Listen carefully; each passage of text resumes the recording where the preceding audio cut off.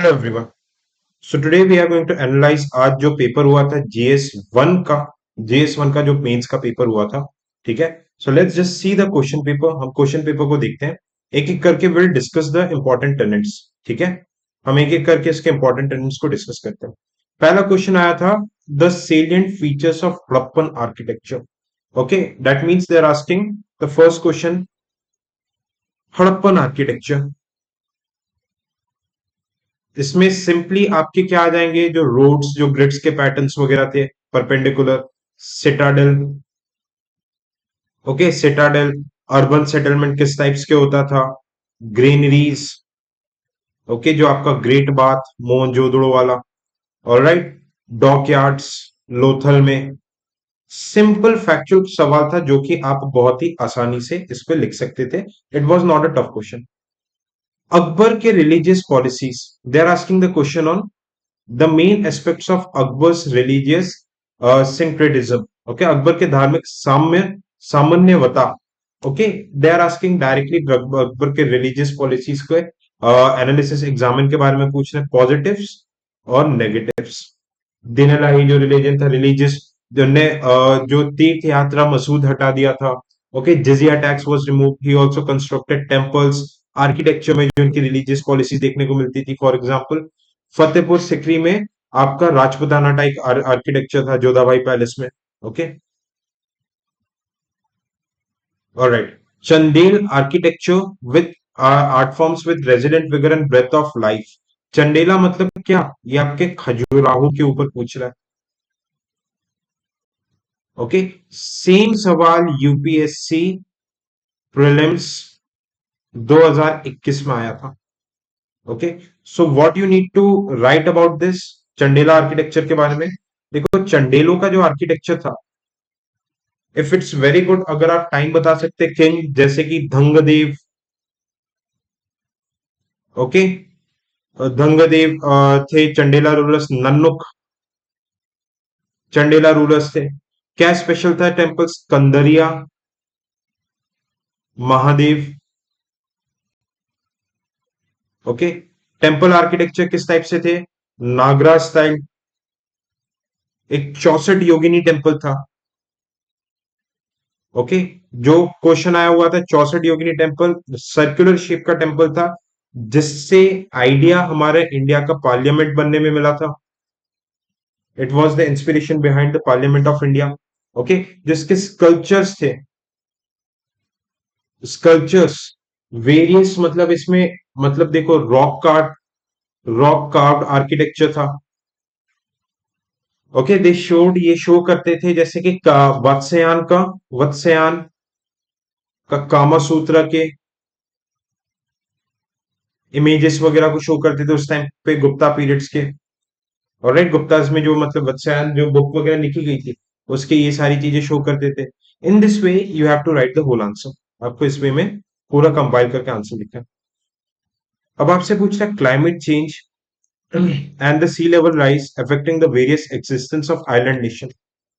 Geography का question था। What you need to do, draw the world map. World map बनाना है आपको।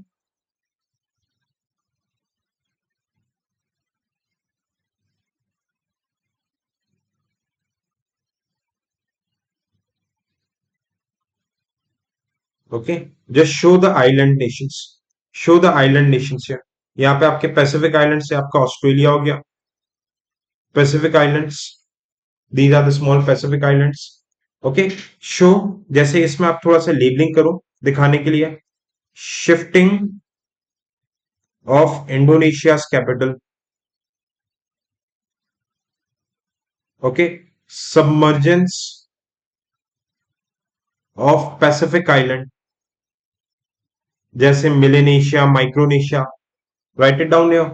ओके, अब कोरल आइलैंड्स पे क्या हो जाएगा, bleaching, coral bleaching of Maldives, Maldives bleaching. Getting my point. ठीक है। अब आप एक अपने यहाँ पे वर्ल्ड मैप बना, आपको क्या बोलना है, climate change and the sea level rise affecting the existence of many islands. ठीक है। अब आप यहाँ पे what you need to show, climate change की वजह से what's happening, thermal expansion of oceans, melting of glaciers melt हो रहे हैं। अब ग्लेशियर्स के मेल्ट होने के कारण what you can see sea level is rising. ठीक है, अब इससे आइलैंड्स के एग्जिस्टेंस में क्या हो रहा है? ठीक है, you need to write the case studies. Indonesia में शिफ्टिंग ऑफ कैपिटल हो रहा है जकार्ता से Nusantara. Nusantara, the capital is being shifted. Okay, फिर आप देखोगे there is problem of existence migration, coastal erosion. इसके केस स्टडीज आपको लिखने हैं। कोरल ब्लीचिंग, क्लाइमेट चेंज से। Okay, there is issues of coral bleaching, migration, coastal erosion. Active economic activities जो होते हैं माइग्रेशन मतलब आइलैंड नेशंस में, they are being hampered. Their economic agriculture productivity is coming down. With examples you need to write this. ठीक है, okay, next question. What are non farm primary activities? Non farm primary activities जैसे cattle rearing हो गया, animal husbandry हो गया, handicrafts वगैरह हो गए। ओके, हैंडीक्राफ्ट्स हो गए, these are the primary activities. How these are related with the physiography of in India? Discuss with examples. Just draw a map of India.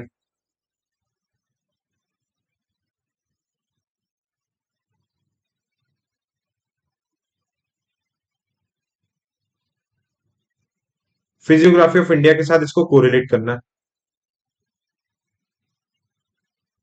Non farm activities बोल रहा है। ठीक है, so what you need to give examples here. आपको examples देना है जैसे Jammu and Kashmir पे प्राइमरी एक्टिविटीज में नॉन फार्म हाउस होल्ड, यहाँ पे रूरल इंडस्ट्रीज है जैसे कारपेट मेकिंग। क्यों? विंटर फिजियोग्राफी, विंटर रीजन है, माउंटेन रीजन है, यहाँ पे यही हो सकता है। ओके, हॉर्टिकल्चर, नॉर्थ ईस्ट में horticulture.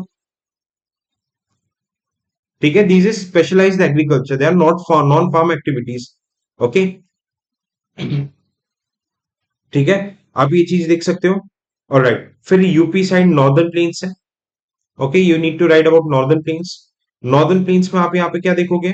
What all are the activities non farm? यहाँ पे एमएसएमईज का डेवलपमेंट हो रहा है। अब एमएसएमईज आप बोलोगे कि सेकेंडरी एक्टिविटीज नहीं, जो रूरल हाउस होल्ड है, जैसे वन डिस्ट्रिक्ट वन प्रोडक्ट, जैसे कि आप यहाँ पे पिकल्स देख लो। ओके, पिकल्स बन रहे हैं, घर घर पे पिकल्स वगैरह, ये सारी चीजें बन रही है। बात समझ पा रहे हो? ओके, वेस्ट बंगाल साइड पे आप राहर प्लेन पे देखो, नॉन फार्म एग्रीकल्चर एक्टिविटीज, यहाँ पे श्रिम्प कल्टीवेशन हो रहा है, नॉन फार्म है। जूट कल्टीवेशन हो रहा है। Okay, commercial crops are being grown. क्यों? क्योंकि यहाँ पे वाटर लॉक कंडीशंस रहती है। We can see, we can get to see the water lock conditions है, इजंट इट? राजस्थान पे देखो। ओके, हाँ, जम्मू कश्मीर पे पश्मीना गोट का एग्जांपल लिख दो, ठंडे एरिया में पश्मीना शॉल, पश्मीना गोट से वगैरह जो बनते हैं। ऑलराइट, हरियाणा में, हरियाणा पंजाब में फर्टाइल लैंड है। ओके, या आपका हरियाणा पंजाब साइड में आपके ग्रीन रेवोल्यूशन के बेनिफिट्स मिले थे। Indus river and it's tributaries है। तो नॉन फार्म एक्टिविटीज यहाँ पे वेरी वेल डेयरी इंडस्ट्रीज है, डेयरिंग एक्टिविटीज बहुत अच्छी है। ओके, गुजरात में कोस्टल रीजन है, अच्छा salt manufacturing, run of Kutch में एग्जांपल लिख दो। नॉन फार्म प्राइमरी एक्टिविटीज ही तो है। सॉल्ट मतलब का मैन्युफैक्चरिंग देखो आपका सेकेंडरी में आ जाएगा, बट सॉल्ट कलेक्शन आपके इसमें आ जाएगा। ओके, राजस्थान, ठीक है, राजस्थान पे आप देखोगे आपका ड्राई रीजन है। ओके, ड्राई रीजन है, तो यहाँ पे खादी प्रोडक्शन होता है, खादी भंडार वगैरह यहाँ पे काफी ज्यादा है, isn't it? Non farm activities देखो, डेट्स वगैरह ये सब आपके कमर्शियल, इंदिरा गांधी कैनल पे ये सारी चीजें आ जाएगी। ऑलराइट, फिर आप आ जाओ आंध्र प्रदेश में, एक एक करके डिस्कस करते हैं। आंध्र प्रदेश, तेलंगाना, रायलसीमा, क्योंकि ये ड्रॉट प्रोन रीजन है, तो फार्मिंग वैसी नहीं हो सकती, तो यहाँ पे स्पाइसेस बहुत होते हैं, तो स्पाइसेस की वजह से यहाँ पे आप देखो पिकल ये सब बहुत अच्छे मिलते हैं, बीड़ी। ओके, टोबैको प्रोडक्शन इन सब में बहुत आगे आंध्र प्रदेश। बात समझ में आ रही है? Are the things clear to you और नॉट? ओके, मध्य प्रदेश, मध्य प्रदेश और I would say central India, Maharashtra वाले रीजन पे रेनफॉल ठीक ठाक होती है, हालांकि ब्लैक सॉइल ये सारी चीजें मिलती है आपके यहाँ पे। Okay, black soil, all these things are there.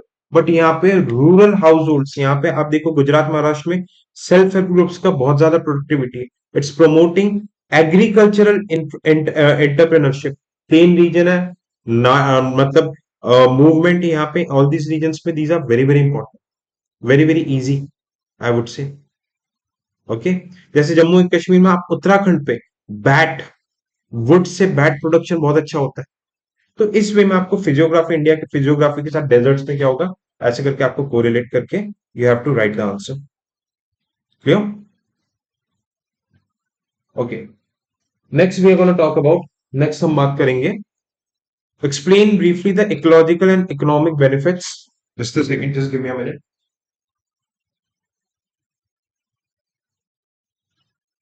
Alright, will continue from here. Ecological and economic benefits of solar energy generation.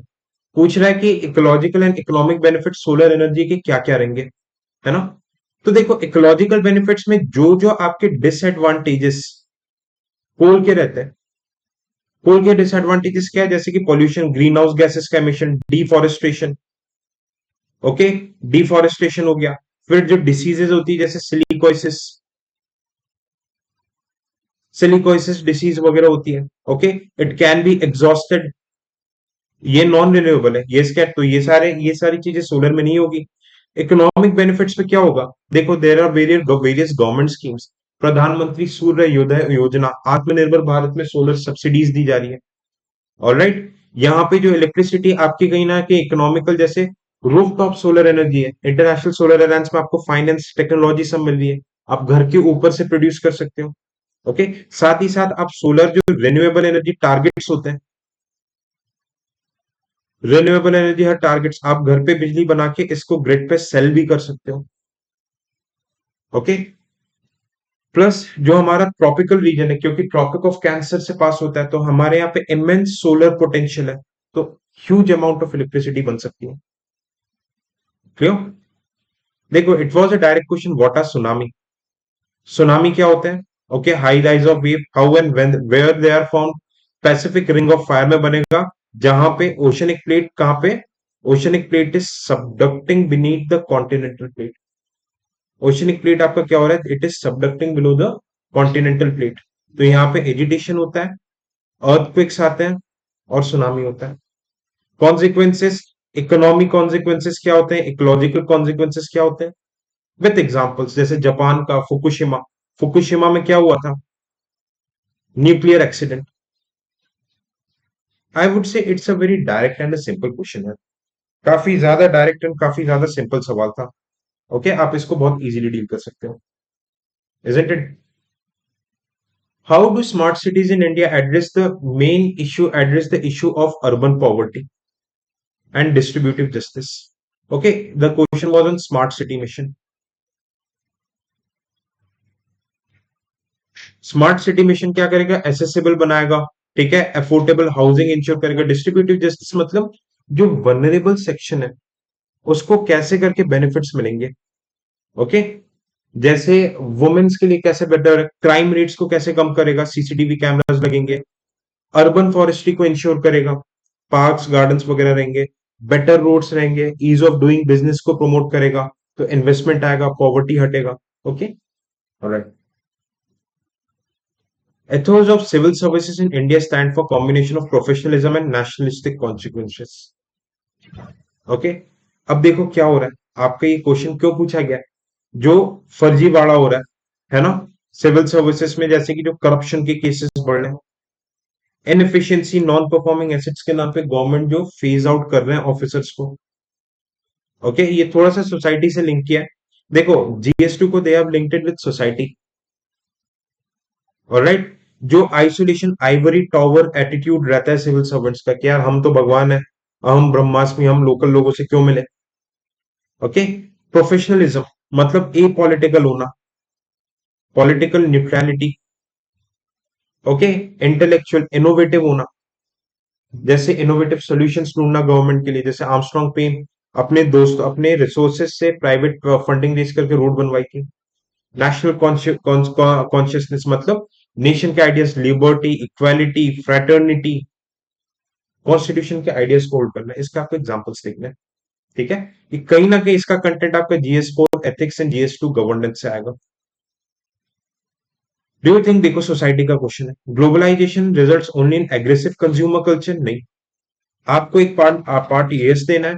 देखो, how do you need to justify this? Globalisation aggressive consumer culture,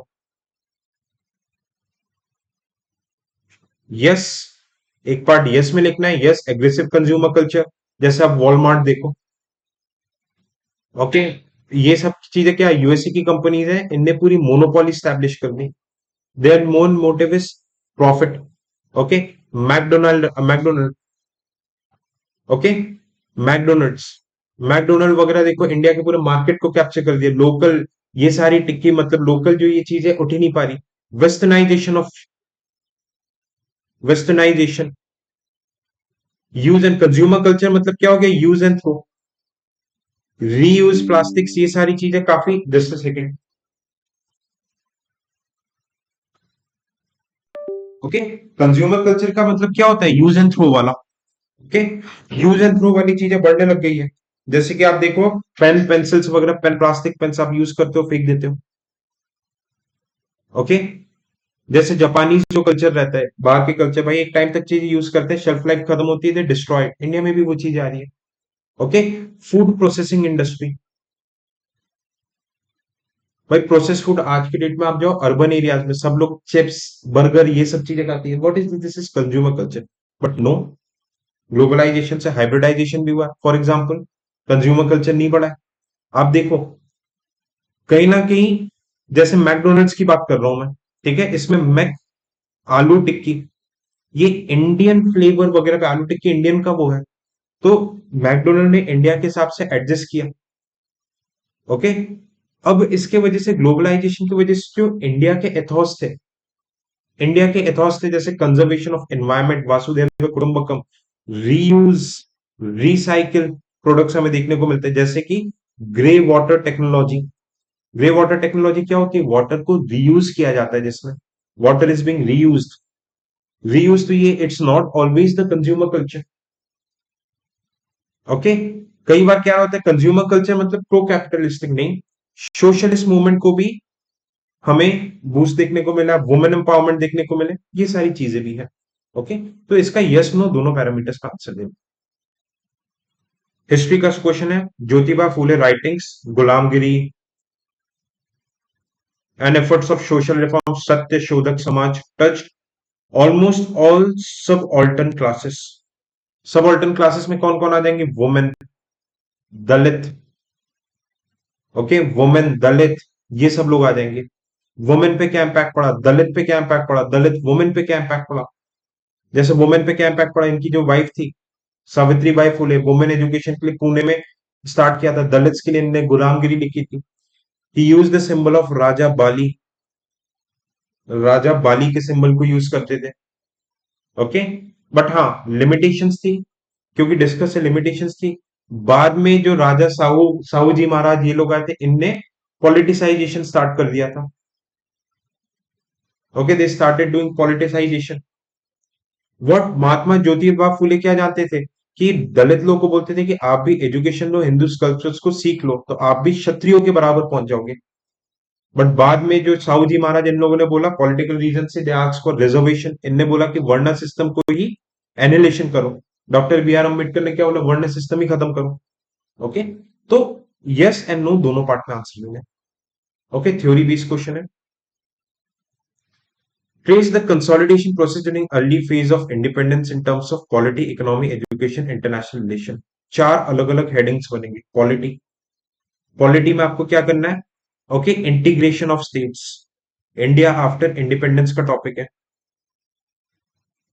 integration of states.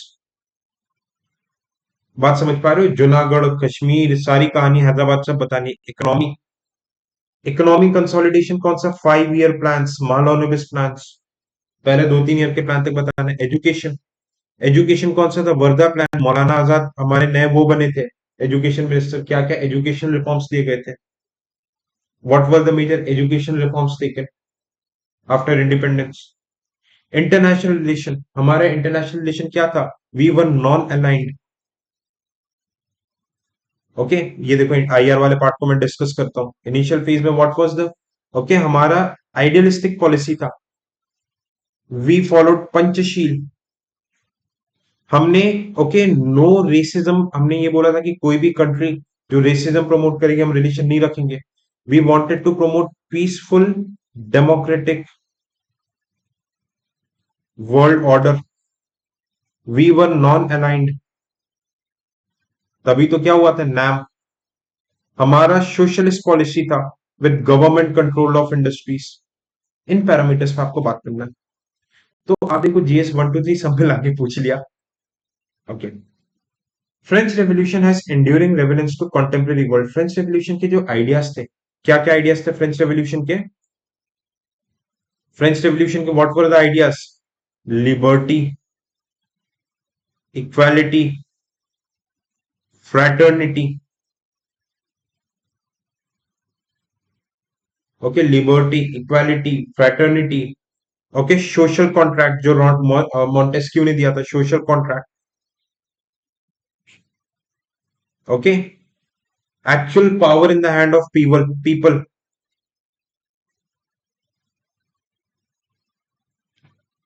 अब देखो, क्या ये आज के date में कितना relevance है? ओके, तो इसमें relevance yes no, yes no.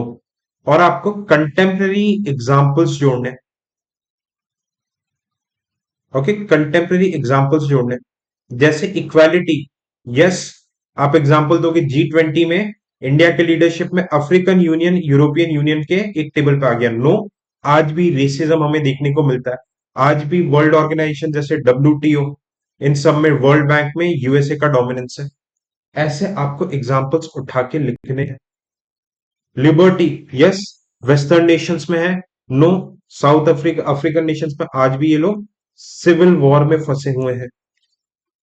Fraternity, no, आप देखो इतने ज्यादा इश्यूज चल रहे हैं middle east. Okay, Russia Ukraine, brotherhood कहाँ है? बट यस, कई जगह ब्रदरहुड है, जैसे रेफ्यूजीज को वेलकम किया जा रहा है। फॉर एग्जांपल रोहिंग्यास के लिए वनाटाउ, एक छोटा सा नेशन है, उनने उनको शरणागत दिया है।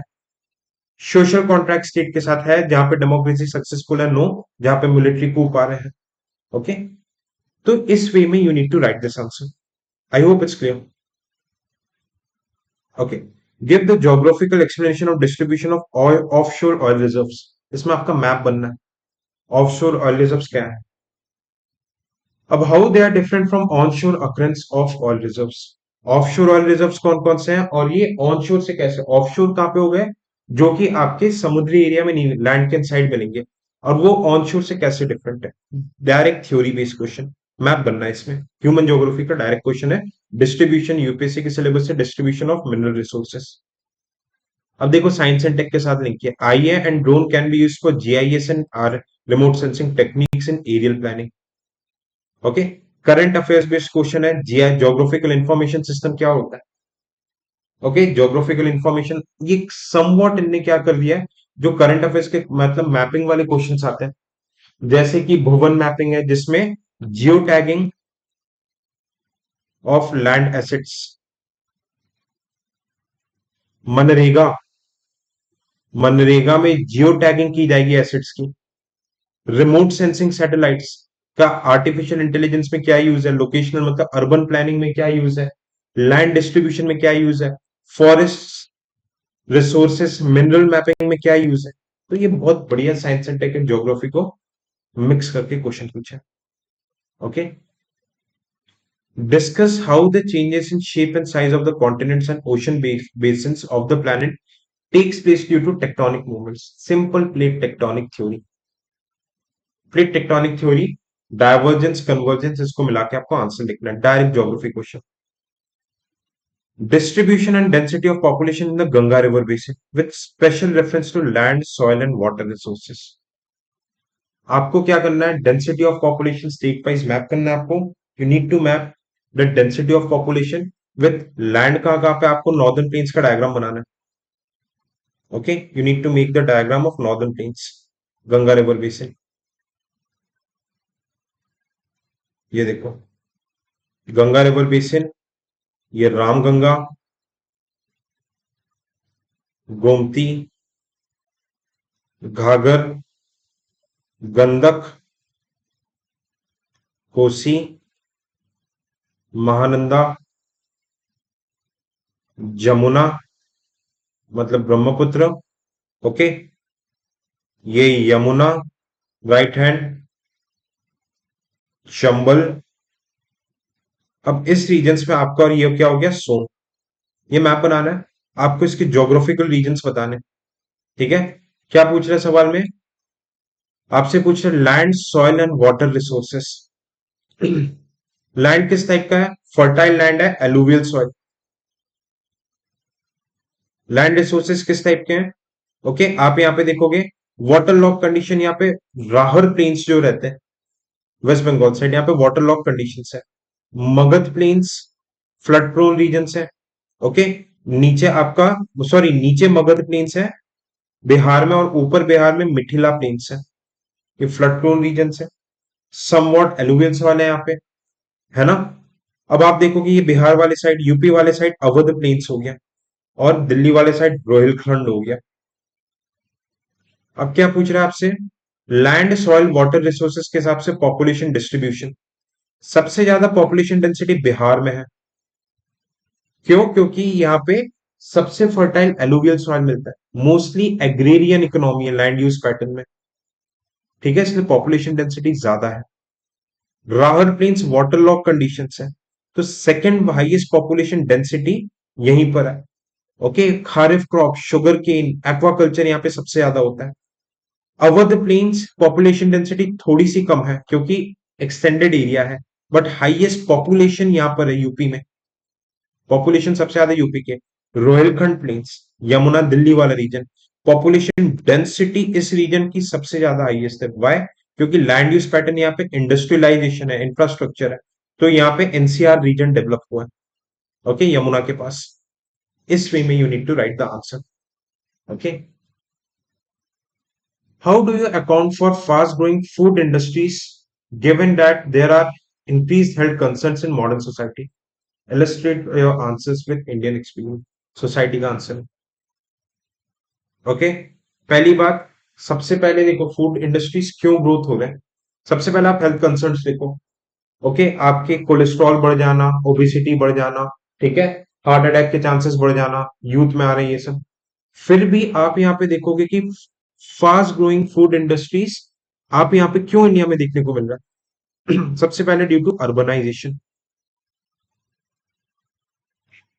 अर्बनाइजेशन। भाई आज के लोग न्यूक्लियर फैमिली में रहते, जॉइंट फैमिली में नहीं रहते, सबके पास फ्रेश खाना, इन सारे रिसोर्सेस का एक्सेस नहीं है। बात को समझना है यहाँ पे। तो व्हाट दे आर डिपेंडेंट, ये किस पे डिपेंडेंट है, ये ऐसे खाने पे डिपेंडेंट है जिनकी शेल्फ लाइफ ज्यादा है। इंडिया का ट्रॉपिकल क्लाइमेट है जहां पे चीजें बहुत जल्दी सड़ जाती है, तो शेल्फ लाइफ, चिप्स वगैरह ये सब होना ज्यादा इंपॉर्टेंट है। फिर कल्चर चेंज हो रहा है, हमारा वेस्टर्नाइजेशन ऑफ कल्चर, जहां पे हम आलू उबाल के खाने के जगह चिप्स बना के खाना ज्यादा पसंद करते हैं, ओके। केएफसीज वगैरह ये सब क्या है, फूड प्रोसेसिंग इंडस्ट्रीज, ओके। तो ये कल्चरल रीजन है, टाइम वाला फैक्टर है, अर्बनाइजेशन फैक्टर है, ग्लोबलाइजेशन, ओके। तो इस वे में आपको चीजें लिखनी है, ओके। मैं आपको सिर्फ पाथवे बता रहा हूं। Achieving sustainable growth with emphasis on environmental protection could come into conflict with poor people's need in, देखो, sustainable growth and emphasis on environmental protection could come into conflict with poor people's need in country like India। भाई कुछ नहीं करना, आपको बताने के हमें sustainable development goals वगैरह लेके आने, ओके। एनवायरमेंटल प्रोटेक्शन, अब ये कहीं ना कहीं कॉन्फ्लिक्ट में आएगा poor peoples need in country like India, okay. For example sustainable growth हमें क्या बोलता है, ऑर्गेनिक फार्मिंग, पर इस पे कॉस्ट चली जाएगी तो लोगों को खाना ही नहीं मिलेगा, okay. For example environmental protection के लिए फॉरेस्ट लॉस, भाई फॉरेस्ट लॉज हमारे इंडिया में बनाए जा रहे हैं, तो उसमें क्या ट्राइबल्स इन सबके राइट्स को रेस्ट्रिक्ट किया जा रहा है, अब बहुत सारे ऐसे लोग हैं जो एग्रीकल्चर और ट्राइबल्स लोग फॉरेस्ट पे डिपेंडेंट है, उनके राइट्स को रिस्ट्रिक्ट करोगे तो उनके लिए सही नहीं होगा। बट अगर वो जंगल में जाएंगे तो कहीं ना कहीं एक्सप्लॉयटेशन होगा। ओके। फॉर एग्जाम्पल, हम लेके आ रहे हैं रिड्यूस, रीयूज, रिसाइकिल इकोनॉमी। तो इससे अगर चीजों की प्रोडक्शन नहीं हो पाएगी, इतनी बड़ी पॉपुलेशन, उसको फीड कैसे करोगे? बात समझ में आ रही है? I hope you are understanding the concept. Okay. For example, great Nicobar project वाला जो था, हमने सस्टेनेबल ग्रोथ की वजह से इसको हमने नहीं होने दिया। तो ये इसका एंटी थीसिस है। यहाँ पे poor people needs of country like India, इनको बचाया गया, ट्राइबल्स के नीड्स को बचाया गया। दोनों एक तरीके से दोनों साइड लिखने पहलू के। Thus, tribal development in India is centered around two axes, those of displacement and rehabilitation. Okay, give your opinion. क्या पूछ रहा है कि इंडिया में जो ट्राइब्स का डेवलपमेंट है,